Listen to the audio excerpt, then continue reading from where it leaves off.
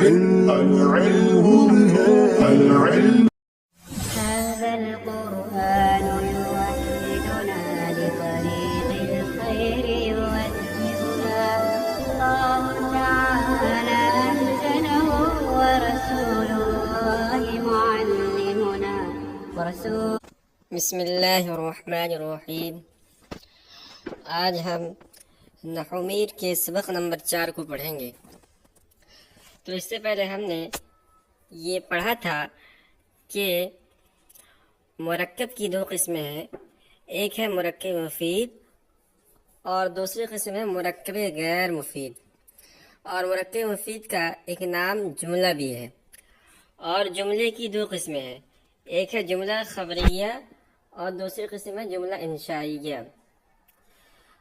اب آج کے سبق میں صاحب کتاب ان دونوں قسموں میں سے ہر ایک کی تعریف کر رہے ہیں کہ جملہ خبریہ کس کو کہتے ہیں، جملہ انشائیہ کس کو کہتے ہیں، اور پھر ان کی اقسام بیان کریں گے، ان کی کتنی قسمیں ہیں۔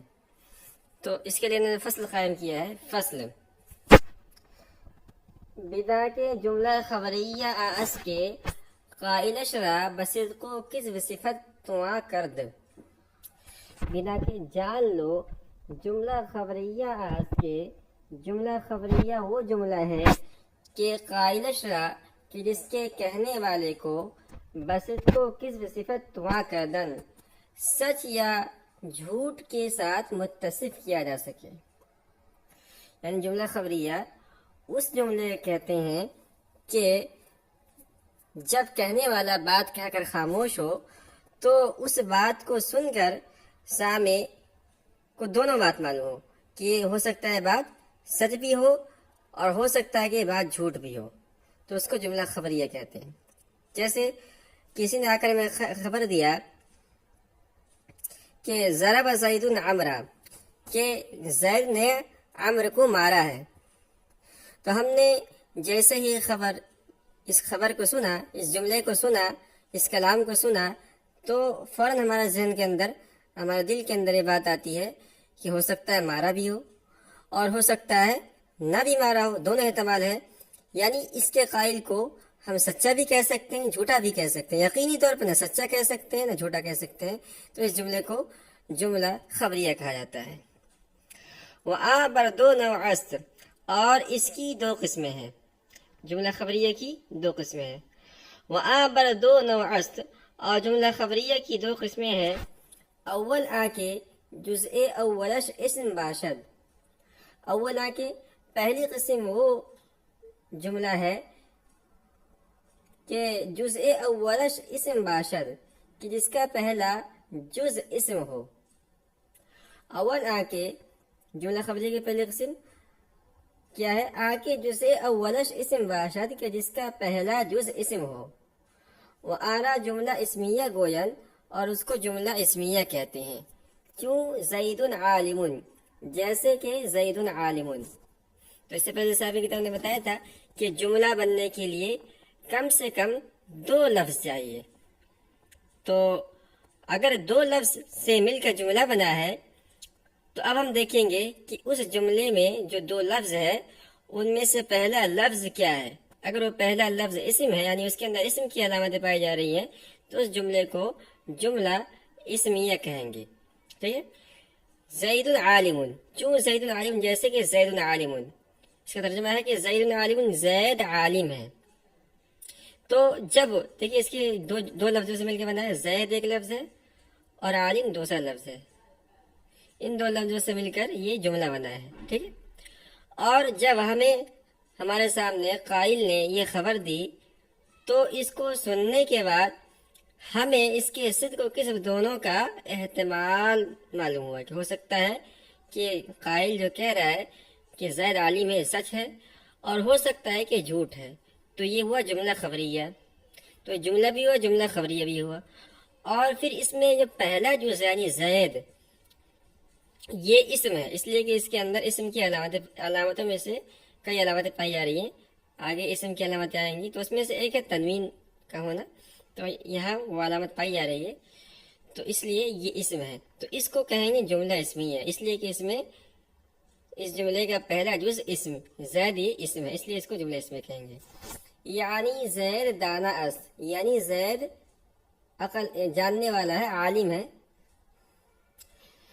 ہو گیا. جزء اولش مسند الیہ است.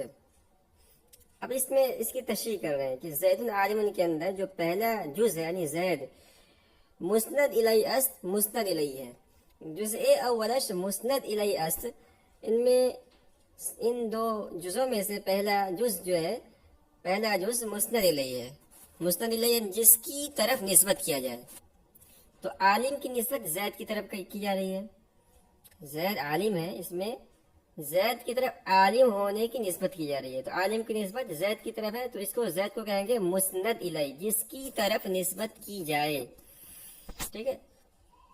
تو جزء اولش مسند الیہ است، اس کا پہلا جز مسند الیہ ہے. وہ آرا مبتدا گوین، اور اس کو مبتدا کہتے ہیں.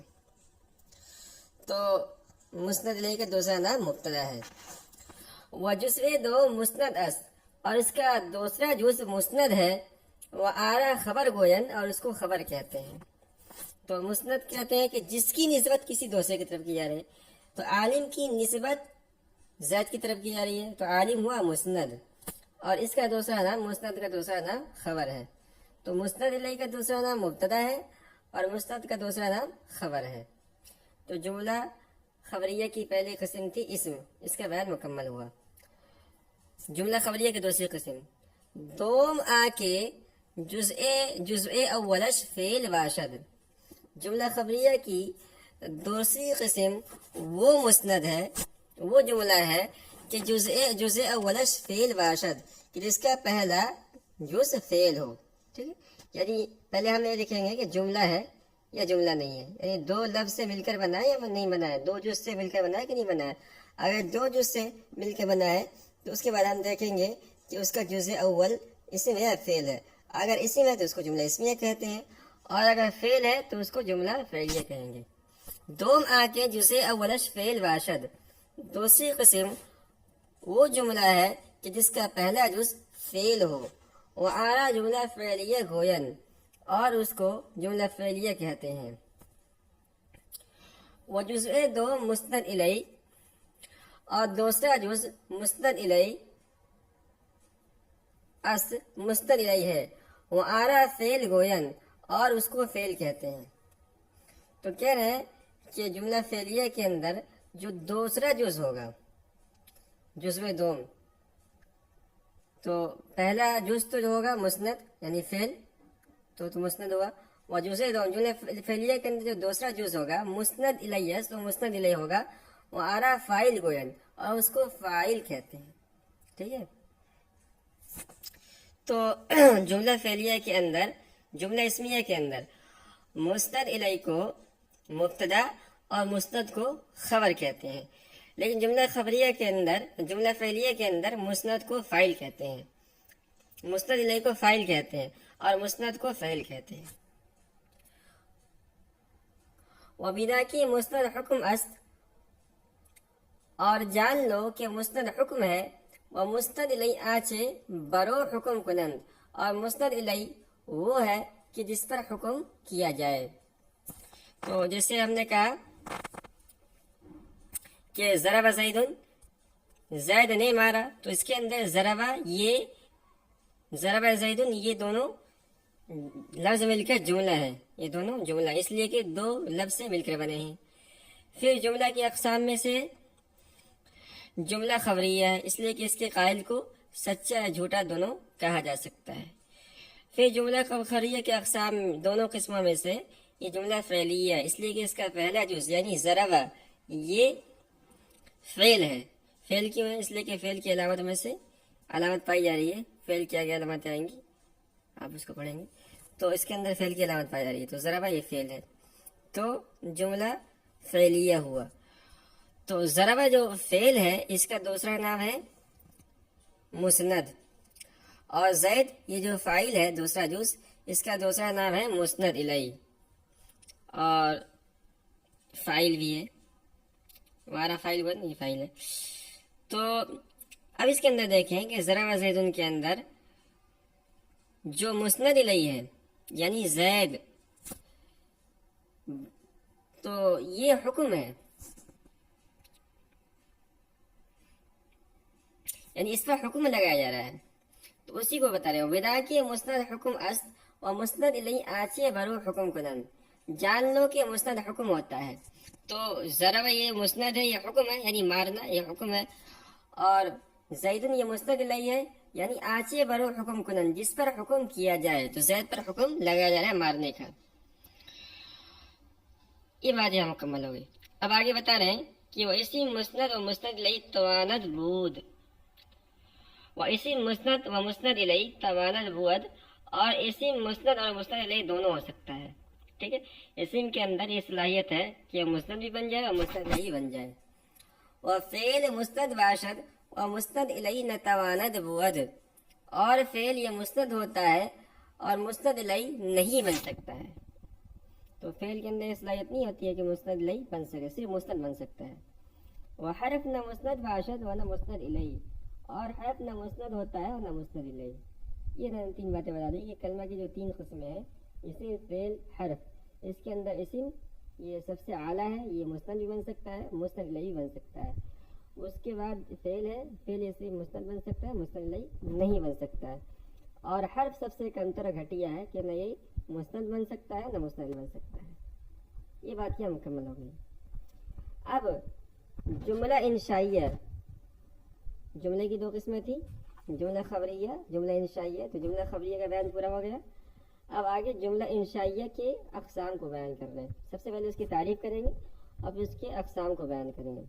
تو کہتے ہیں بدا کے جملہ انشائیہ آس کے جان لو کہ جملہ انشائیہ وہ جملہ ہے قائلش راوست کو کس صفت نتوا کر دے کہ جس کے کہنے والے کو سچ یا جھوٹ کے ساتھ متصف نہ کیا جا سکے.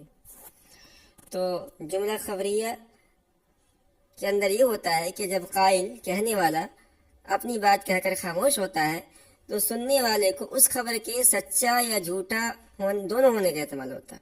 وہ قائل کو سچ کے ساتھ بھی متصف کر سکتا ہے، جھوٹ کے ساتھ بھی متصف کر سکتا ہے. ہم نے اس کی مثال دی تھی کہ ضرب زید عمرا، کسی نے کہا کہ زید نے عمر کو مارا ہے. تو ہم نے جب یہ قائل کی زبان سے یہ جملہ سنا تو ہم یقینی طور پر نہیں کہہ سکتے ہیں کہ یہ خبر سچی ہے. ہو سکتا ہے کہ زید نے عمر کو مارا ہو اور ہو سکتا ہے کہ نہ بھی مارا ہو، تو اس کو جملہ خبریہ کہتے ہیں. لیکن جملہ انشائیہ کے اندر بات نہیں ہوتی ہے.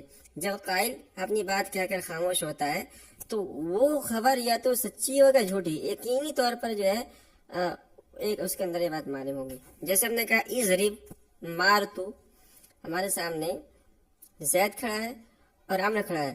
ہم نے زید کو خطاب کرے کہا کہ اضرب عمرا، کہ تم عمر کو مارو. تو اب اس کے اندر سچ اور جھوٹ دونوں کا کسی کا احتمال نہیں ہے، یعنی یا تو یہ سچ ہوگا یا جھوٹ ہوگا، دونوں میں سے ایک ہوگا.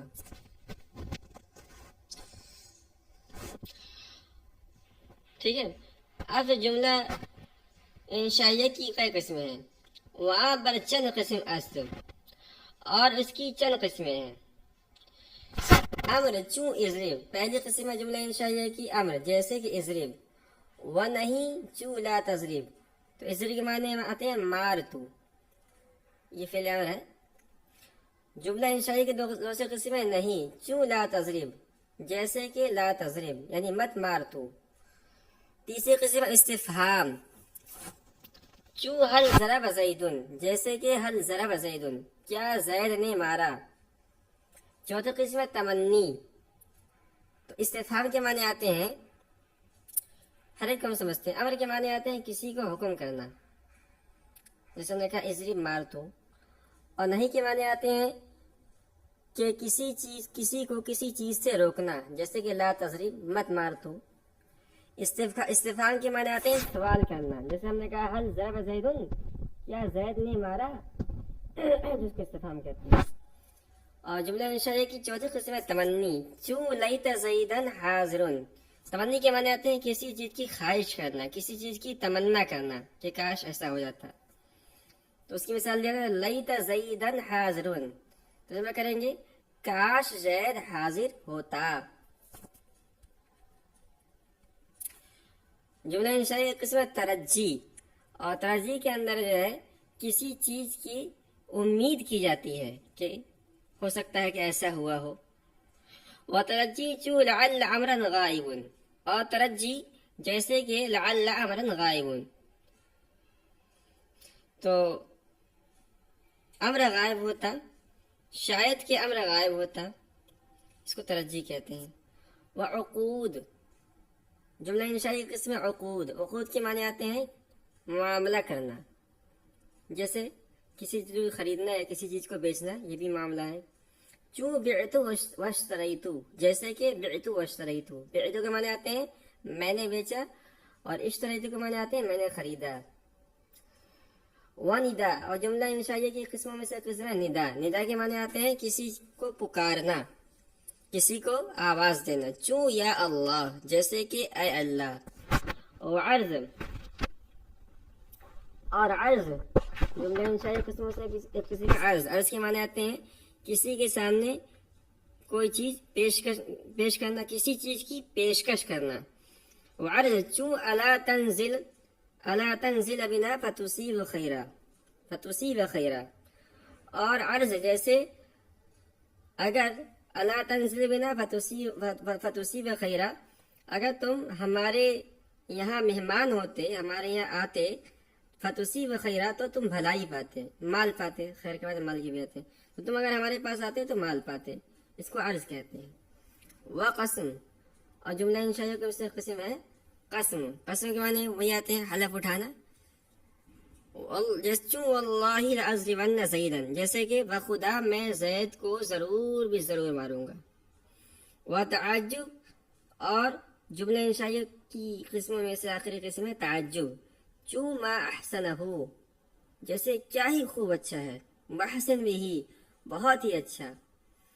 تو یہ جملہ انشائیہ کی تقریباً 10 قسمیں ہیں، اور ان 10 قسموں کو میں یہ ہوتا ہے کہ جب کہنے والا بات کہہ کر خاموش ہوتا ہے تو اس کے کہنے والے کو سچا یا جھوٹا جھوٹ کے ساتھ متصل نہیں کہہ سکتے، یقینی طور پر کچھ کہنا پڑے گا. تو آج کا سبق ہم یہی ختم کرتے ہیں، اور اگلے سبق کے اندر ہم مرکب غیر مفید کے بارے میں پڑھیں گے.